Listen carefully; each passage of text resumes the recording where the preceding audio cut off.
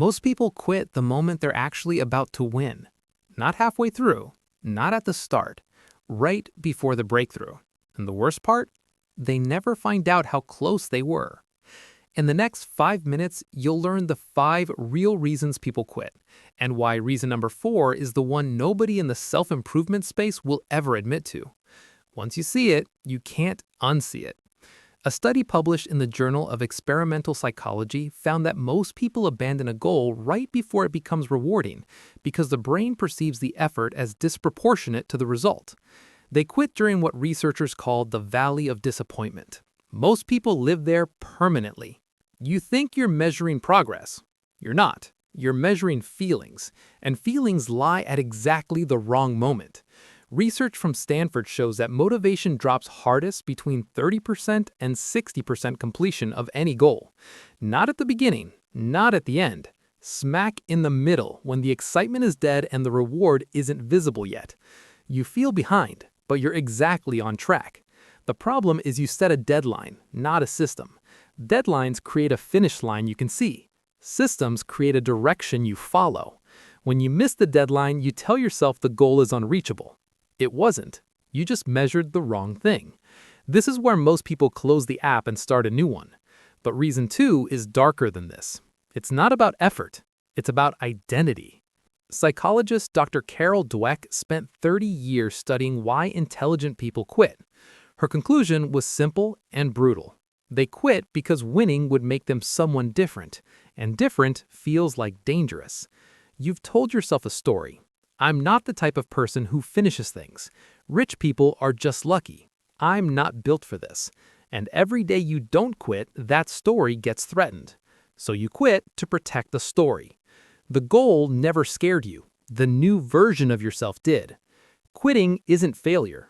Quitting is your identity defending itself. Stop. Read that again. Here's the part no one in this space will say out loud. Nobody says it, but it's true. When you change, you make the people around you uncomfortable. Not because they're bad people, because your progress is a mirror they don't want to look at. A Harvard study on social influence found that your chance of success drops by 33% if your 3 closest relationships are stagnant or negative. Not 5%, not 10%, 33%, just from proximity. You don't quit because you're weak. You quit because the environment is engineered for quitting. If this is already shifting how you see it, subscribe. We post 3 times a week and nobody else is telling you what we tell you here. I saved the most important reason for last. It's the one that ties everything else together, and it's the one most people never get told. Author Seth Godin wrote an entire book on this. He called it The Dip. Every meaningful pursuit has a dip, a brutal stretch where results disappear and effort doubles. Winners don't avoid the dip. They expect it. They budget for it. 92% of people who fail at long-term goals, according to a University of Scranton study, fail not from lack of talent, but from lack of a plan for when things get hard. The dip isn't a sign you chose wrong. It's the filter that removes everyone who doesn't belong. You're not in the dip because you're failing. You're in the dip because you're still playing. Urgency check. This next one is the reason none of the other ones matter if you miss it. Here's the truth nobody told you. Quitting doesn't feel dramatic. It doesn't feel like a decision. It feels like nothing. You just stop opening the app, stop going to the gym, stop sending the emails. It fades. No fanfare, no announcement.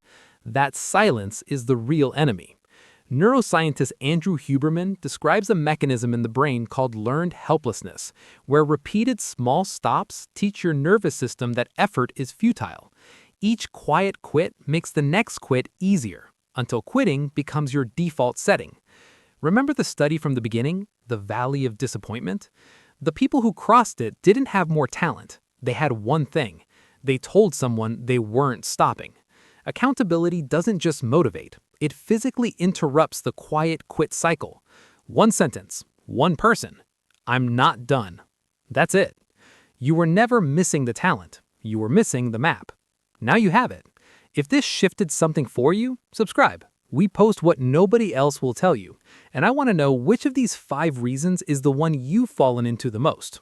Drop it in the comments. I read every one.